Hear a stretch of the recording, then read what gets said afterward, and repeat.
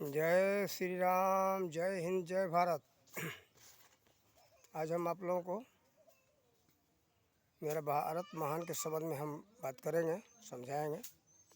उसके पहले आप लोग हमारा पता देख लें, नाम, पता और मोबाइल नंबर।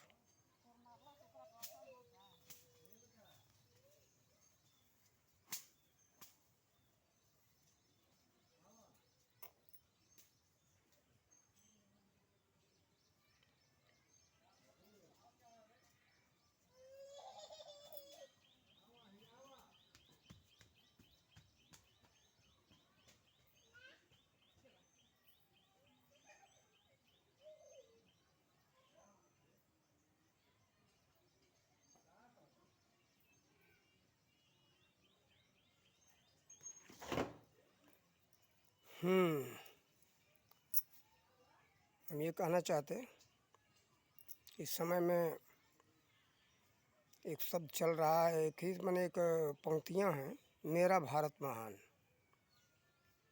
बात तो सच है, लेकिन इसके साथ में ये भी बात चल रहा है, मेरा भारत महान कहने वाले ये भी कहते हैं कि हमारे भारत में तो कुछ था ही नहीं। भारत तो गरीब देश है, भिखारी देश है। यहाँ विज्ञान नहीं था, तकनीकी नहीं थी, धन संपत्ति में भी पीछे था, कोई प्रकार का विद्या नहीं था, सब कुछ यानी कुछ भी नहीं था। जो कुछ है सब तो अंग्रेज़ों का देन है। ऐसा एक समाज बना हुआ इस समय समाज में, इसका ये कहना है। लेकिन ये विचार करो तो फिर किस आधार पर कहते हो कि मेरा भारत महान? मेरा भारत महान तो है, ये नहीं है। कहने वाला जो कहा ये वाक्य गलत नहीं कहा, सत्य कहा। लेकिन कहते हो कि हमारे भारत में कुछ था ही नहीं, गरीबों का देश रहा, भिखारियों का देश रहा, हम लोग तो कुछ थे ही नहीं, हमारे पास ये जो कुछ भी नहीं था, हम लोग बहुत पिछड़े हुए थे। या अंग्रेज़ आए तो आगे बढ़ाए, अंग्रेज़ों का देन है। यहाँ विज्ञान नहीं था, कुछ भी नहीं था। मैंने धन संपत्ति, खाने पीने का विज्ञान नहीं था, कपड़ा पहनने का ज्ञान नहीं था, सब अंग्रेज आए तो हम लोग को सिखाए। ठीक, तो फिर किस आधार पर कहते हो कि मेरा भारत महान? देखो, सचमुच में वास्तव में मेरा भारत महान है, उसको जानो। केवल कहने मात्र से नहीं होगा मेरा भारत महान, नहीं तो अंग्रेज क्या कहेंगे कि तुम कंगाल हो, कंगाली स्वीकार करना पड़ेगा नहीं जानने के कारण। और आज हम ये भी देख रहे हैं कि भारत के अंदर मकान बनाने की पद्धति हो, दरवाज़ा लगाने की पद्धति हो, खिड़की लगाने का पद्धति हो, भोजन बनाने का पद्धति हो, शौचालय का पद्धति हो, भाषा है, रहन सहन है, कपड़ा पहनने का, बोल चाल का भाषा, रहन सहन, संस्कृति सब अंग्रेज़ों का हो गया। और करते जा रहे हो, इसको बढ़ावा देते जा रहे हो। फिर भी कहते हो कि मेरा भारत महान। किस आधार पर कहते हो? कुछ भी नहीं रह जाएगा यहाँ। भारतीय सभ्यता, संस्कृति कुछ भी नहीं, सब कुछ वहीं का अपना रहे हो। मकान बनाने की पद्धति सब, माने कुछ भी बाकी है नहीं, सब कुछ वहीं की पद्धति हो जाएगी। तो सबूत रहेगा नहीं कि मेरा भारत महान, कुछ नहीं रहेगा। तो किस आधार पर कहोगे? तो एक दिन वही अंग्रेज कहेंगे, अरे भिखारियों, भारतीय भिखारियों, किस आधार पर कहते हो कि मेरा भारत महान? उस दिन बहुत तमाचा लगेगा सबके मुंह पर, भारतीयों के मुंह पर। तो कहो कि नहीं नहीं मेरा भारत तो महान है। ठीक है, हाँ महान है, तो कहेंगे वो लोग साबित करो। तो तुम्हारे पास कोई इतिहास का ज्ञान नहीं है, अपने सभ्यता संस्कृति का ज्ञान नहीं है, पहनावा का ज्ञान नहीं है, यहाँ का विज्ञान तकनीक का ज्ञान नहीं है, विद्याओं का ज्ञान नहीं है। प्राचीन काल में हमारे यहाँ क्या था अभी हम लोग भूल गए। तुम लोगों को अंग्रेज़ों के चलते वो लोग भुला दिए, यहाँ अंधकार फैलाए। जब यहाँ उनका वर्चस्व फैल गया था, शासन सत्ता हो गया था, तब तो भूल गए। भूलने के कारण से कहते हो, ये इतना जान लो, भूल गए हो। तुम शेर के बच्चे हो भारतीयों, ये भूलो मत। बहुत बड़े बड़े यहाँ वैज्ञानिक हुए, सब कुछ विश्व को इन लोगों ने ही दिया है। अभी हम साबित करेंगे। लेकिन भूल जाने के कारण तुम लोग कह रहे हो और भूलते जा रहे हो। ये नहीं शर्म नहीं आता है कि मेरा भारत महान कहते, और फिर ये भी इतिहास में बता रहे मेरा भारत महान। हम लोग भी बोलते मेरा भारत महान, शर्म नहीं आता है? इस पर शोध करना चाहिए, खोज करना चाहिए। आखिर हम महान कहते क्यों? हमारे पूर्वज ये मेरा भारत महान क्यों कहे? इस पर शर्म आना चाहिए, खोज करना चाहिए कि हम थे तो महान कैसे थे, इसका पता लगाओगे तो पता लग जाएगा। देखो हम अपनी बात बताते हैं, हमारे मत्थे ये भी था, हम भी पढ़ते थे तो हमको क्या मिला था, आर्य भारत के मूल निवासी नहीं है, ये विदेश से कैसपियन सागर क्षेत्र से आए, हड़प्पा और मोहनजोदड़ो में बस गए और वहाँ से पूरे भारत में फैल गए। हड़प्पा और मोहनजोदड़ो पड़ता है सिंधु घाटी में और ये पाकिस्तान में वो हिस्सा पड़ गया है। वहाँ आकर के ये बसे और पूरे भारतवर्ष में फैल गए, द्रविड़ों को मार पीट करके यहाँ सता करके आदिवासियों को परेशान करके पूरा अपना वर्चस्व जमा लिए। तो इस बात पर हमें बहुत दुख हुआ कि आखिर कारण क्या है। और इतिहास ये भी बता रहा है, थोड़ा थोड़ा हमको मालूम था, पूरा मालूम नहीं था। आर्य राम जो थे बहुत पहले के पुराने हैं, कृष्ण जो पहले पुराने हैं। राम की लड़ाई बहुत पहले हुआ, त्रेता में हुआ था। त्रेता को तो बीते हुए ये 8 लाख करीब करीब 8.5 लाख से अधिक हो गया। तो हम इस पर सोचने लगे कि राम तो उस समय के हैं, तो ये अभी नया ये कैसे बता रहा है। ईसा के जन्म से केवल 2500 से 1500 वर्ष पूर्व का बताया गया है उस इतिहास में। फिर हमें ये बहुत दुख हुआ, ये बात क्या है, आखिर वो लेख सत्य है या ये लेख सत्य, कौन सा सत्य है। फिर हमें इस बात का दुख हुआ। फिर ये कृष्ण के जो है समय के बाद देख रहे हैं 5000 वर्ष पहले का है। तो ये सब देखते हुए पता चला कि भाई ये तो लगता है कि इतिहास ऐसा है क्या, इस सच्चाई ढूंढो। हम ढूंढने लगे तो हमें अवशेषों के आधार पर प्राचीन हमारा भारत में आर्यों का ये होने का प्रमाण मिला। हड़प्पा मोहनजोदड़ो से मिला, कुशीनगर कौशाम्बी का खोदाई मिला, और सरवास्ती है, कुशीनगर है, कौशाम्बी है, सरवास्ती और क्या कहते एक नाम सारनाथ। ये सब खुदाइयों में पता चला कि सूर्यवंशी राजाओं का सामान है, लाखों वर्ष पहले का है। यहाँ का तो हड़प्पा मोहनजोदड़ो का ये पता चला कि उस समय आज से लेकर के 7500 वर्ष पूर्व वह नगर विकसित था, वह नगर आर्यों का था। मात्र 2 प्रमाण से साबित हो गया कि नहीं ये नगर जो है ये जो आर्यों का देश ही रहा है। फिर उसके बाद तो अब तो देखो लोथल गुजरात में मिला, कई खुदाइयाँ हो चुकी। यहाँ जो है राखी गढ़ है यहाँ हरियाणा में, वहाँ भी खुदाई में मिल गया। फिर ये क्या कहते हैं इसको, हस्तिनापुर में मिल गया। हस्तिनापुर के पास ही जो है कहीं गढ़ है उनका, पांडवों का, वहाँ से पता चला। फिर चलो कुरुक्षेत्र के मैदान में, वहाँ भी पता चला, उससे सब प्राप्त हो रहा है। तो ऐसे बहुत से यहाँ कर 1500 जो है खुदाइयों में अवशेष प्राप्त हो गए हैं। सब वैज्ञानिकों का और बुद्धिजीवियों का मानना है, हमें तो ये जगह नहीं मालूम है। लेकिन ये इतिहास देखने पर नेट पर पड़ा हुआ आप लोग देख लो कि अपना भारत कितना आगे था और कैसे थे आर्य, कहीं बाहर से नहीं आए हैं, ये भारत के मूल निवासी है। इसके विषय में सुधीर चौधरी जी न्यूज़ में पहले रहते थे, अब तो आ गए आज तक में। लेकिन इन्होंने भी एक वीडियो बना करके डाला है आर्यों को साबित करने के लिए। आर्य पुराने हैं, प्राचीन के हैं। यहाँ आर्य अनार्य दोनों भारत में ही के थे, माने ज्ञानी अज्ञानी को ही कहते आर्य और अनार्य। अनार्य का मतलब होता है अनाड़ी, अज्ञानी, आर्य का मतलब होता है ज्ञानी। तो देखो बाहर के कोई आया नहीं है, दोनों यहीं के ज्ञानी अज्ञानी कहाँ नहीं होते, हर राज्य में, सभी घरों में, सभी देशों में होते हैं, पूरे विश्व में छाए हुए हैं। अब इसी 2 शब्दों को तोड़ करके ये अंग्रेज जो है लॉर्ड मैकाले ने ऐसा पेश करवा दिया इतिहास में कि आदिवासी अनार्य को आदिवासी साबित कर दिया और आर्यों को विदेशी साबित कर दिया। इसका नतीजा इसमें है, इसलिए समझाया है कि ये सब कैसपियन सागर क्षेत्र जो यूरोप में पड़ता है, यूरोप में वो इंग्लैंड भी है। तो ये साबित किया कि तुम तो हमारे पड़ोसी हो। जब यहाँ लड़ने लगेंगे तो हम लोग कहेंगे कि भाई आर्यों, हम तो तुम्हारे भाई हैं, तुम्हारे पूर्वज हमारे पड़ोसी थे, पड़ोसी होने के कारण तुम हमारे भाई हो, तुम्हारे साथ हम होकर के लड़ेंगे, भारत को तुम्हारे कब्जा में करवा देंगे। और कब्जा में करवाएंगे क्या, भारत को कब्जा कर लेंगे। उसका चालाकी ये था। और ऐसा भी इसमें एक और चाल था कि यहाँ के आर्य हैं नहीं, तो इतिहास आर्यों का पुराना यहाँ से कहाँ से आया, ये सब काल्पनिक है। ऐसा भी लिखा गया इतिहास में कि गुप्त काल में 3.5 लाख ग्रंथ, 3.5 लाख या 3.5 करोड़ ऐसे ग्रंथों को लिख डाला गया। 3 करोड़ लगभग, ऐसे याद नहीं है लेकिन भूल रहा है, घटक ऐसा है कि 3.5 करोड़ या 3 करोड़ ऐसे ग्रंथों को लिख डाला गया, काल्पनिक। लेकिन ऐसा बिल्कुल सत्य है, गलत नहीं है। ये लिखना इन लोगों का गलत है, लेकिन ऐसा नहीं है, आर्य अनार्य दोनों के यही हैं। और जितने इतिहास है ना, जो भी धर्म ग्रंथ है, लेख है, सब सत्य है, कोई गलत नहीं है। इसमें कुछ मिलावट है, वो मिलावट जो है मैक्स मुलर द्वारा किया गया है, यहाँ के विद्वानों ने ऐसा नहीं किया है। अब जो है कि आप लोगों को ये आर्यों के विषय में तो समझाया। देखो भारत महान था, देखो अभी आप लोगों को नेट पर पढ़ा हुआ देख लो, तक्षशिला विश्वविद्यालय, विक्रमशिला विश्वविद्यालय और नालंदा विश्वविद्यालय, बल्लभीपुर विश्वविद्यालय, ओरछा विश्वविद्यालय, भारत में से बहुत से विश्वविद्यालय बड़े बड़े रहे हैं।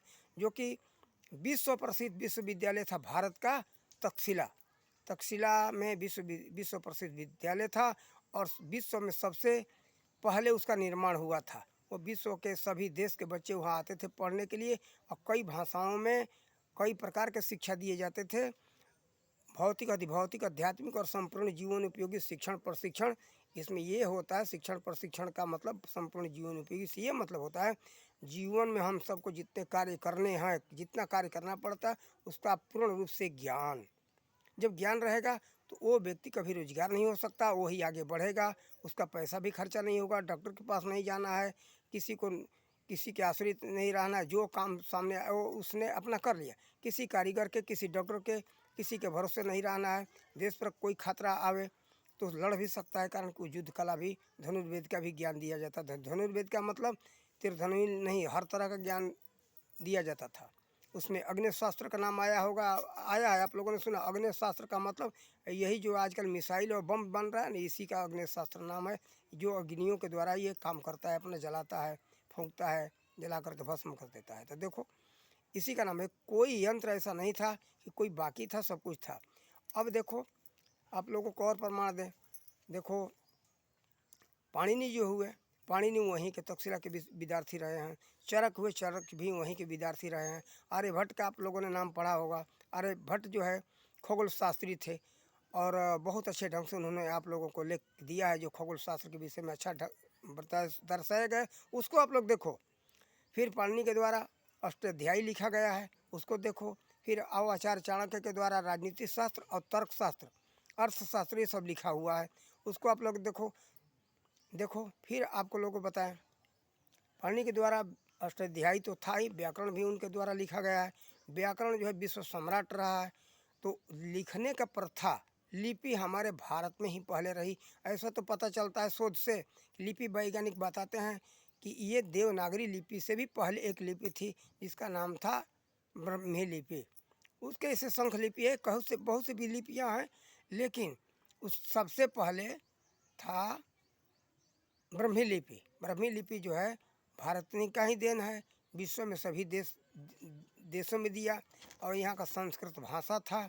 संस्कृत भाषा अब तो देवनागरी में लिखा गया है, अब तो धर्म ग्रंथ जितने मिलेंगे सब देवनागरी में मिलेंगे, लेकिन संस्कृत पहले का है। ये विश्व का सबसे प्राचीनतम भाषा है, उससे के पहले ऐसा कोई भाषा नहीं था जो कि इतना प्रभावशाली हो। देखो ऐसा मत सोचो कि भारत में कुछ था ही नहीं, भारत में सब कुछ था है, और ये विश्व में भारत ने ही सब कुछ दिया है। देखो आर्य भारत के मूल निवासी हैं। अभी जाओ जर्मनी के अंदर, जर्मनी वाले भी कहते हैं, गौरव से कहते हैं कि हम भारतीय हैं, आर्य हैं, हमारे पूर्वज भारत के रहे हैं, हमारे वंशज हैं। तो देखो आर्य तो पूरा विश्व है, इसी में से अलग अलग नाम पड़ा, अलग अलग लोग हो गए। ऐसा मत भूलो, भारत महान था, है और रहेगा।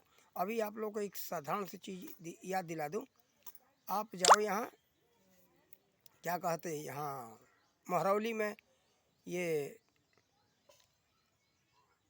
कुतुब मीनार के पास एक लोह स्तंभ लगा हुआ है। लोह स्तंभ का पता ही नहीं चलता कब का लगा हुआ है। ऐसा लोहा है कि उसमें आज तक जंग नहीं लगा और लगने का कोई संभावना नहीं है, चमक रहा है वैसे।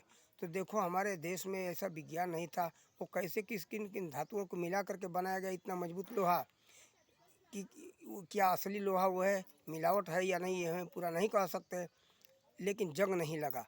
तो यहाँ गलाने का सुविधा रहा होगा, है गला करके वैसे स्तंभ बनाया गया होगा। ऐसा तो नहीं है कि बिना तकनीकी, बिना विज्ञान का कुछ संभव है। तो इसलिए आप लोग मत भूलो, अपने भारत के गौरव को बनाओ। और आप लोग ऐसा मत सोचो, जो भी यहाँ का शोध हुआ है ना, सब कुछ विज्ञान पूर्ण है, विज्ञान के कसौटी पर कस कर के लागू हुआ है। ऐसा नहीं है कि ऐसे अंधकार में लोग लागू कर दिए। जो भी विज्ञान पूर्ण था सब विज्ञान के कसौटी पर खरा उतरा। देखो विज्ञान के दो सूत्र होते हैं, पहला नंबर उससे हानि और लाभ देखा जाता है। इससे खोज से क्या हानि है क्या लाभ है, प्राचीन काल में यही अधिकतर था। जो लोग खोज किए उस पर यह भी शोध किए कि इससे हानि क्या है, इससे लाभ क्या है। हानिकारक था, उसको लोगों ने नष्ट, उन समय के वैज्ञानिकों ने नष्ट कर दिया।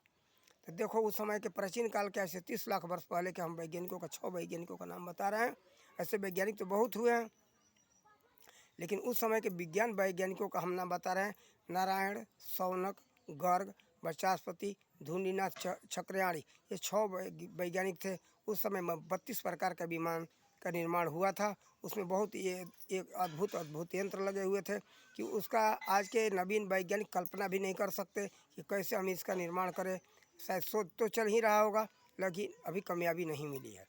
देखो उसमें 3 यंत्र ऐसे थे। एक था यंत्र कि बटन दबाए और पीछे एक नली थी, उसमें से गैस निकला। पीछे वाला जहाज़ जो आ रहा है, दुश्मन मारने के लिए आ रहा है, तो उसको जला देने का उसमें क्षमता था। एक दूसरा स्विच था कि उसमें से उस स्विच को दबाए, बटन को दबाए, एक नली थी गैस की, उसमें से गैस निकला, पीछे वाले जहाज़ पर निकला लगा। वो लोग जो है कि जल के बेहोश हो गए, जहाज़ वाले, पीछे वाला जहाज़। फिर एक यंत्र था जो कि उसका नाम है अस्तबद्धक, नहीं अप्रोक्ष। उसको क्या करते थे कि बटन दबाए, अब क्या हुआ कि वो जहाज़ ही गायब हो गया। ड्राइवर जहाज़ लेके जा रहा है, उसको पता चला कि दुश्मन हमारा देख लिया ज़मीन से, नीचे से हमको मार देगा, गिरा देगा।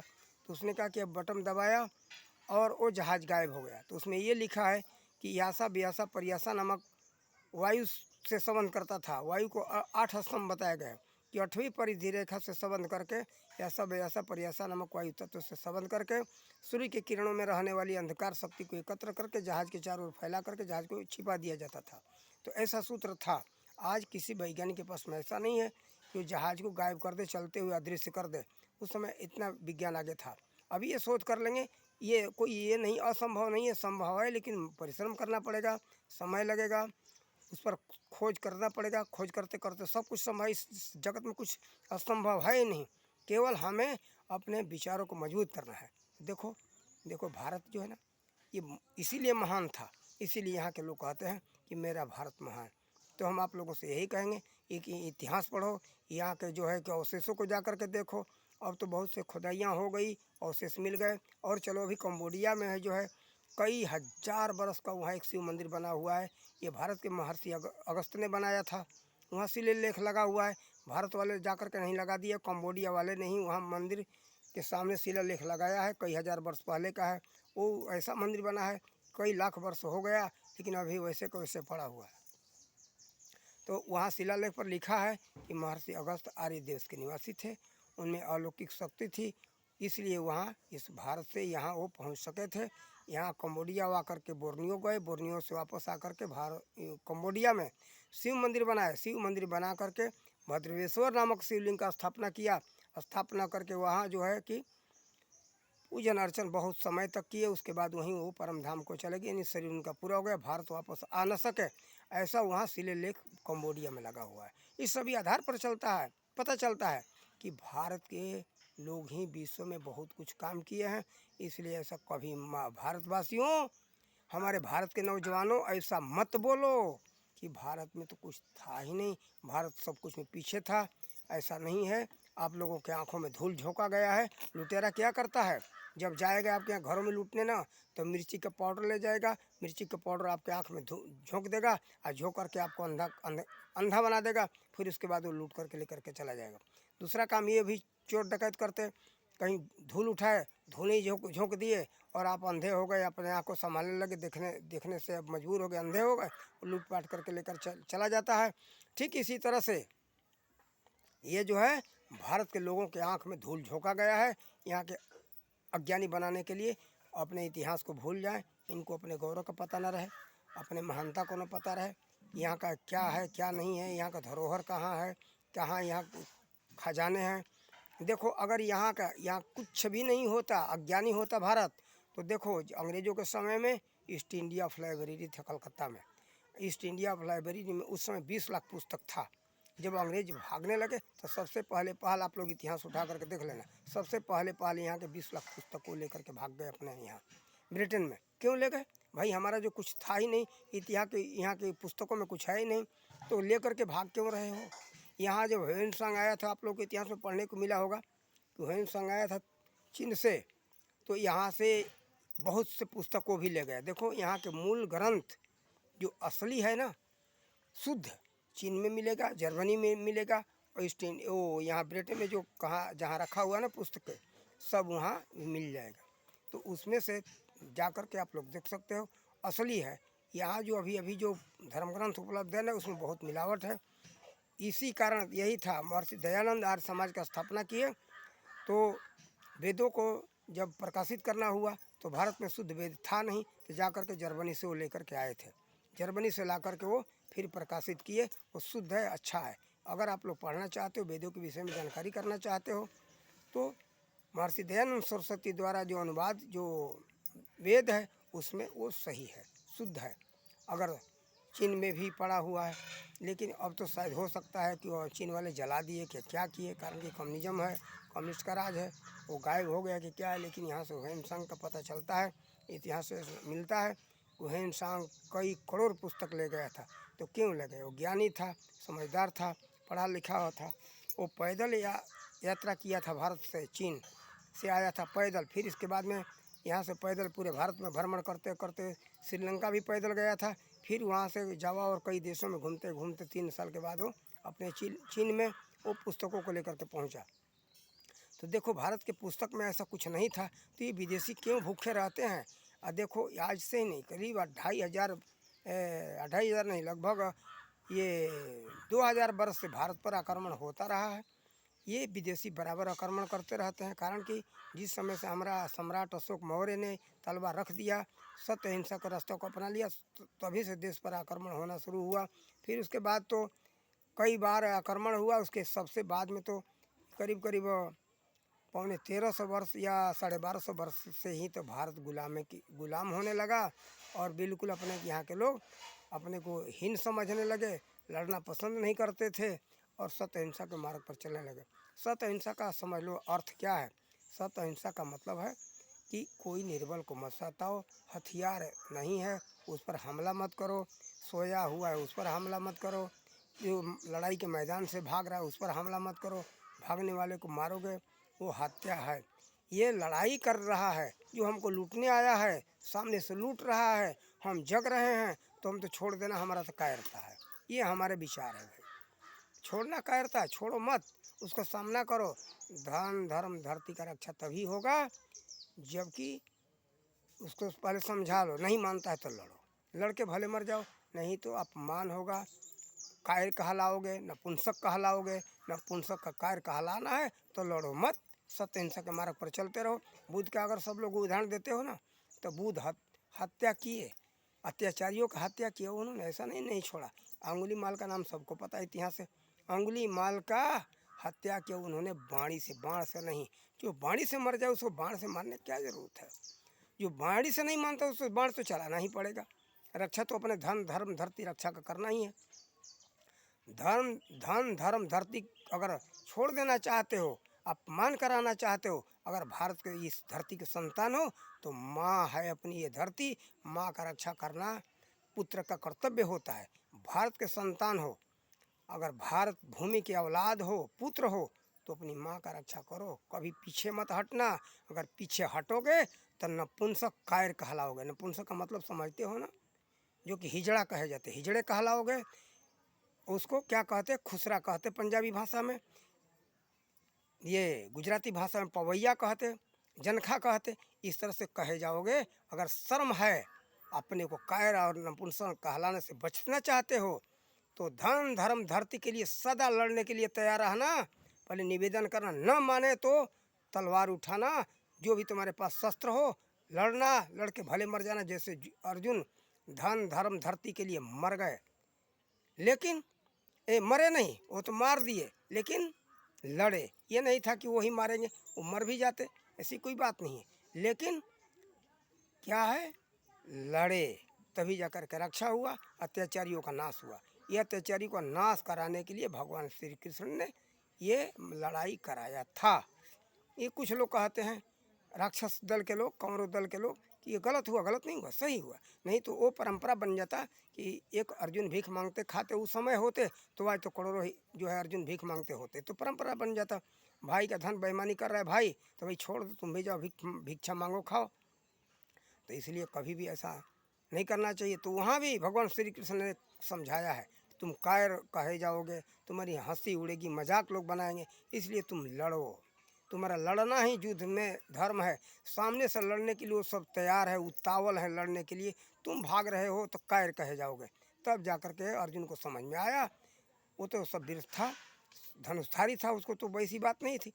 तब जाकर के भगवान का नाम लेकर के वो लड़ा, उसकी विजय हुई। तो हम यही कहेंगे कि भागो मत, तुम सब में भी वही खून है, जवान हो चाहे बूढ़े हो। अरे 80 वर्ष की उम्र में तो हमारे बाबू वीर कुंवर सिंह, बिहार भोजपुर जिला के रहने वाले, जगदीशपुर गांव का नाम है, वो 80 वर्ष की उम्र में अंग्रेजों के साथ तलवार लेकर के लड़े थे।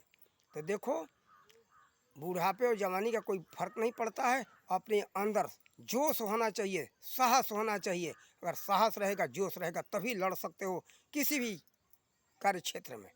तो ऐसा कायर मत बनो, कायर बनोगे नाम बदनाम होगा, भारतीय कायर कहे जाओगे। इसलिए भारत पर कभी भी आक्रमण कोई करे तो लड़ने के लिए तैयार रहना। इतिहास को नहीं तो हमारा परंपरा है, हम तो गुलाम है, गुलामी हमें स्वीकार है। अगर गुलामी स्वीकार है, कायर बनना है तो छोड़ दो, भारत बार बार गुलाम होता रहे। ये तो देखो, ये गांधी जी का नाम के आड़ लिया गया है, लेकिन गांधी जी चाहने से वास्तव में कहीं कुछ नहीं हुआ। ये अंग्रेज भागे तब, जबकि यहाँ के गरम दल वाले इनके ऊपर जब चोट पहुँचाना शुरू कर दिए, मरना शुरू कर दिए, देख लिए अंग्रेज कि अब तो हम जीत नहीं पाएंगे। इधर नेताजी सुभाष चंद्र बोस का फौज है, भारत में जगह जगह लड़ाइयाँ शुरू हो गई। हम 1857 के तरह ही अब हमारे ऊपर आक्रमण होगा, हम मारे जाएंगे। तब अंग्रेज यहाँ से भागे। कभी मत सोचना कि गांधी के इस गाल में एक गाल में थप्पड़ मारे, दूसरे गाल में थप्पड़ मार लो, ये भाग गए अंग्रेज, ऐसा कभी मत सोचो। थप्पड़ मरवाने से, गांधी के नीति से ये नहीं भागे। अगर ऐसा ही होता तो सरदार भगत सिंह, चंद्रशेखर आज़ाद लड़ने के लिए क्यों तैयार हुए, इन लोगों को क्यों फांसी हुई?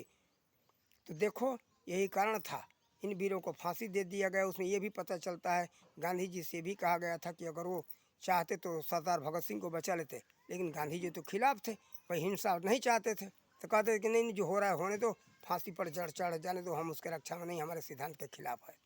लेकिन उनके सिद्धांत से देश का रक्षा नहीं हुआ है। ये तो नौजवानों के देह में जो खून है ना, उसको पानी बनाने का काम यहाँ के विदेशी दलालों ने किया है। ये ऐसा नहीं है। अभी मान लो तुम्हारे धन के ऊपर आक्रमण कोई कर रहा है, तो क्या हाथ जोड़ने से कुछ छोड़ता है? लूट लेता है। कोई लुटेरा घर में आया लूटने के लिए, उससे हाथ जोड़ो, क्या छोड़ेगा? तुम्हारा सब संपत्ति लूट करके लेके चला जाएगा। यहाँ तक कि तुम्हारी घर में महिलाएं, उसको भी लूट कर लेकर चला जाएगा। तो गाल में थप्पड़ मारवाने से गांधी जी से लुटेरा वो नहीं भगे। ये सब लुटेरे हैं, डकैत हैं। तो यहाँ आँखों में, भारतीयों के आँखों में धूल झोंका उन लोगों ने। तो हर समय ऐसा मत रखो, गांधी की नीति को कभी मत अपनाओ। गांधी ठीक है, शांति चाहते थे, लेकिन शांति के साथ साथ क्रांति भी होना चाहिए। देखो, भोजन जो करते हो ना, भोजन में केवल भात हो या जिसको चावल कहते हो, रोटी, वही खाओगे क्या? उसमें दाल चाहिए, सब्जी चाहिए, घी चाहिए, मसाला चाहिए और चटनी चाहिए, तो भोजन स्वादिष्ट होता है। इसलिए निवेदन के साथ साथ में लड़ाई का भी ताकत रखना चाहिए।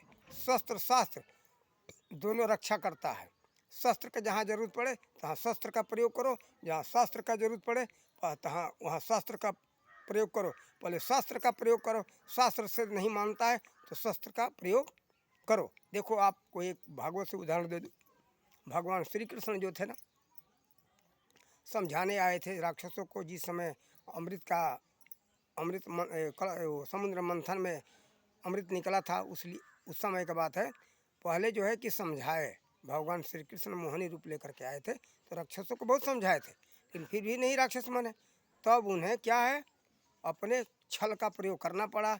फिर उसके बाद में उससे भी नहीं हो सका, छल करके जो है कि एक आकर के राक्षस उसमें वो अमृत पीने लगा, तो उसको अपने चक्र से नहीं, हथियार का, शस्त्र का प्रयोग करना पड़ा था। तो महापुरुषों से, पिछले इतिहास से हम सबको शिक्षा लेना चाहिए। अपने इतिहास को भूल जाओगे तो सब कुछ भूल जाओगे। इसीलिए यहाँ के इतिहासों को झूठा साबित किया गया है कि सब लोग अपने इतिहास से, अपने परंपरा से, अपने मुहावरा से, अपने वास्तविक ज्ञान से, अपने सच्चाई से ये लोग भूल जाएं, भटक जाएं। अंग्रेज़ों का चाल था। देखो अंग्रेज़ आए तो वही किए, मुसलमान आए तो यही किए, जो मुगल कहे जाते। मुगल आए तो तक्षशिला विश्वविद्यालय को बर्बाद किए। ये जा कर के अभी आप लोग नेट पर देखो, उस समय भी तक्षशिला विश्वविद्यालय का ग्रीक वाले भी किए हैं, यूनान वाले भी किए हैं। फिर जो है ये तो 2000 के वर्ष पहले की बात है, ये तक्षशिला विश्वविद्यालय को बर्बाद किया इन लोगों ने। फिर उसके बाद में मुगल आए तो ये नालंदा विश्वविद्यालय को जलाए, 6 महीना पुस्तक जलाए। वहाँ जो 3 जो कोठरियाँ थी एक तरफ से, और वो 9 मंजिला था, एक ही 3 ही कोठरी नहीं थी, बड़े बड़े कोठरियाँ होती थी हॉल के बराबर। वो जो 9 मंजिला था, 9 मंजिला पुस्तकालय था। 9 मंजिला पुस्तकालय को मुगलों ने फूंक फूंक करके अपना पानी गर्म किया था, ऐसा इतिहास में मिल रहा है। कई इतिहासकारों को अलग अलग मत है, लेकिन फूंका गया, हमारे पुस्तकों को जलाया गया। इस तरह से ये तो छोटा सा एक उदाहरण है। ऐसे भारत में बहुत सी जगह ग्रंथ बर्बाद किए गए, और उसमें सबसे ज़्यादा चालाकी किया कि कहीं छिपा करके इनके यहाँ रखा हुआ होगा, तो इस भ्रमित करने के लिए ऐसा मिलावट कर दो। मैक्स मुलर द्वारा मिलावट किया गया है, इसलिए गलत मालूम होता कि हमारा इतिहास तो गलत है, कुछ सही है ही नहीं। यही कारण था, मिलावट कर दो ताकि अपने इतिहास से भटक जाए। ये सत्य कि वो सत्य भर में पड़ जाएगा, सत्य क्या है। इसीलिए अभी आर्यों को साबित कर दिया कि यार तो भारत के मूल निवासी है नहीं। बहुत चालाकी खेला है अंग्रेजों ने कि भूल जाओ, तुम तो यहाँ के हो ही नहीं, तो तुम्हारा इतिहास भारत में आया कहाँ से। यही तो आज हो रहा है। हमारे विद्यार्थी भाई यही सोच रहे हैं कि हमारे भारत में तो हमारे पूर्वज थे ही नहीं, तो हमारा इतिहास आया कहाँ से। सब इतिहास काल्पनिक है, ढोंग है, गलत है, प्रपंच है। लेकिन खुदाइयों से ये साबित हो गया कि वहाँ पुस्तकें भी पाए गए, और वो नगर भी, और विकसित नगर भी पाया गया। मंदिर भी देखो, यहाँ मंदिर एक से एक मिल रहे हैं। ये खजुराहो का मंदिर देखो, ऐसे मंदिर का कितना नाम रखूं। भारत में बहुत से मंदिर हैं, हजारों मंदिर हैं जो कि प्राचीन काल के हैं और विज्ञान के हिसाब से ही बना हुआ है। देखो लाल किला है ना, लाल किला कोई आज का बना हुआ ना है, महाराजा विक्रमादित्य का समय का बना हुआ है। और कुतुब मीनार है ना, कुतुब मीनार का वास्तविक नाम है मेरू स्तंभ। आप लोग को बच्चा ऊंचाई असली बता दूं, ऊंचाई उसका था 84 गज, और ज़मीन में गड़ा हुआ है 84 गज। उसके लंबाई चौड़ाई है 84 गज। 84 गज, अरे 84 वो गलत हो रहा है, 16 गज नीचे है ज़मीन के अंदर, 16 गज उसकी लंबाई और चौड़ाई है। 84 गज ज़मीन से ऊपर है, जहाँ से वो चबूतरे पर ऊपर लिया गया है ना, तो वहाँ से 84 गज ऊंचा था। लेकिन जब मुगल आए तो कारण कि वो थोड़ा दक्षिण तरफ झुका करके बना हुआ है, ताकि 16 जुलाई को उसका प्रतिबिंब गायब हो जाए, इसलिए ऐसा बनाया गया है। तो देखो इसको क्या किए, 16 जून या 16 जुलाई, तारीख याद नहीं पूरा, लेकिन ऐसे तारीख ये जून या जुलाई का बात है कि 16 जुलाई को तारीख तो है याद, कि ये जो है प्रतिबिंब उसका गायब हो जाए। तो पृथ्वी के 5 अंश दक्षिण तरफ झुका हुआ है। झुकाया गया इसलिए कि सूरज का प्रकाश पूरा 12 बजे दिन में पूरे चारों ओर प्रकाश पड़े, उसका प्रतिबिंब छाया थोड़ा भी न रहे, इसलिए झुका हुआ था, झुका करके बनाया गया है। तो उसका उसके बनाने वाला कौन था, ब्राह्मीर से एक सिद्धांत से बना हुआ है। उस समय के वैज्ञानिक थे ब्राह्मीर, बहुत अच्छे वैज्ञानिक थे, उनके सिद्धांत से बना।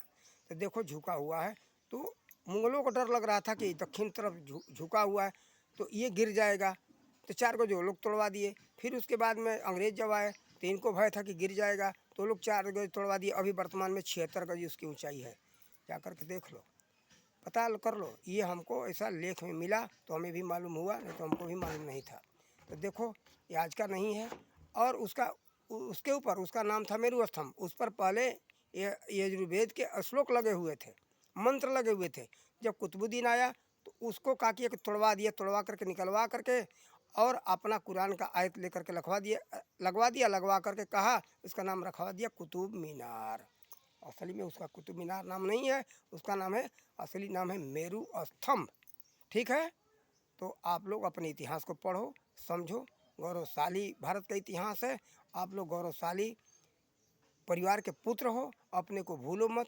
आपके वंशज आपके पूर्वज जो है गौरवशाली थे, अपने पूर्वजों को गौरव बनाए रखने के लिए, उसको जानने के लिए यहाँ के इतिहास को पढ़ो। इतिहास को पढ़े बिना कुछ पता नहीं चलेगा, और इस इतिहास पर सच्चाई ईमानदारी से विश्वास करके पढ़ो। और उसको जो है ना विश्वास हो तो खोदाइयों से देख लो, पता लगा लो कि उससे क्या मिलता जुलता है या नहीं। और अभी एक और उदाहरण दे दूँ, और रामायण का काल का, अभी रामायण काल का पक्का प्रमाण सेतुबंध रामेश्वर जो है ना, जो लंका जाने के लिए श्री राम जी ने पुल बनाया था, उसका भी वैज्ञानिकों ने शोध करके निकाल दिया है। वो भी अंग्रेजों ने ही शोध किया है। कि पता चलता है कि 9,80,111 वर्ष पहले उस पुल का निर्माण हुआ था। 8,80,111 वर्ष पहले उस पुल का निर्माण हुआ था। उसमें लोहे के कील लगे हुए हैं पत्थरों को जोड़ने के लिए। वो लोहा का कील आज तक नहीं गला। सोचो कि कैसा वो लोहा था। फिर कुछ जोड़ाई करने के लिए गिलावा का प्रयोग किया गया, तो चूना और पता नहीं क्या क्या मिला कर के लोग जोड़ाई किए हैं कि वो जैसे कि तैसे पत्थर जुड़े हुए हैं, उसमें थोड़ा भी कहीं दरार नहीं आया है, कहीं फटा नहीं है। जैसे कि तैसे वो पुल जैसे कि तैसे सुरक्षित जल के अंदर डूब गया, वो पड़ा हुआ है। तो किसी कारण से वो डूब गया, लेकिन जैसे कि तैसे पड़ा हुआ है। अभी जाकर के आप लोग पता लगा लो।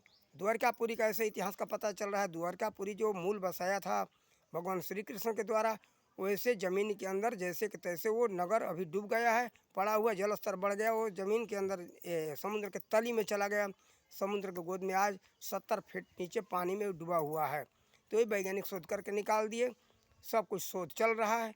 प्राचीन काल का जो है, जो कुछ भी लिखा गया है ना, वो कुछ भी गलत नहीं है, सब सत्य है। हाँ, जो काल्पनिक हो सकता है, होगा थोड़ा मिलावट, लेकिन काल्पनिक तो काल्पनिक है। सत्य कुछ जो है ढोंगी ढकोसलाबाजों ने मिलाया है, ये बात हम मानते हैं अपने फ़ायदे के लिए। ढोंगी ढकोसलाबाजों ने तो बहुत कुछ यहाँ गलत किया है, मिलावट किया गया समाज को विभाजन करने के लिए। हम दूसरे वीडियो में कभी आप लोगों को समझाएंगे कि समाज को विभाजन करने के लिए यहाँ के ढोंगियों जो हो, साधु हो चाहे ब्राह्मणों ने, वो भी नाम के ब्राह्मण काम के ब्राह्मण नहीं। ब्राह्मण कहते किसको, वो इस वीडियो में हम खुलासा करेंगे कि ब्राह्मण वास्तव में है कौन। ब्राह्मण तो कल्याण का कार्य हर समय करते रहते। ब्राह्मण है वो जो ब्रह्म को जानने वाला। संकेत में थोड़ा दे दे रहे हैं, जो ब्रह्म को जानने वाला है, सब में एक ही परमात्मा को देखता है। वो किसी से छल कपट करेगा नहीं, सबको एक समान समझता है। किसके साथ छल कपट करेगा? ये नाम के ब्राह्मण है ना, चद्दर ओढ़े हुए ब्राह्मण का, लेकिन ये है राक्षस। वही ऐसा मिलावट कर दिए ठगने के लिए। तो उसका कहीं कहीं मिलावट है, उससे बचो और ठगों के चक्कर मत पड़ो। हम ये भी नहीं कहेंगे कि सारा का सारा जो है, जो कुछ है सत्य है। तो जो वास्तविक है उसको अपनाओ। देखो, वो सिद्धांत रखो सरस्वती का। सरस्वती का मतलब क्या जानते हो? उसका वाहन है ये हंस। हंस का गुण क्या होता है कि पानी और दूध मिला करके रख दोगे तो दूध को निकाल लेगा, पानी को छोड़ देगा। तो वैसे विद्वान बनो कि सत्य सत्य का वास्तविक निर्णय करने वाला बनो। सब जो है ना, केवल ऐसा नहीं कि अहम भाव में अगर तर्क चाहोगे ना सत्य सत्य का निर्णय कर लेंगे तो कुछ नहीं कर पाओगे। स्वार्थ और पक्षपात रहित होकर के अगर विचार करोगे तो उसका सत्यता सामने आएगा। तो ऐसा हम कहेंगे, और आप लोग इसको अपनाओ। भारत के इतिहास को पढ़ो, और भारत का इतिहास गौरवशाली रहा है, यहाँ पीछे नहीं रहा है, आगे रहा है, और यहाँ की सभ्यता संस्कृति आगे रही है। इसलिए आप लोग पढ़ो, अध्ययन करो।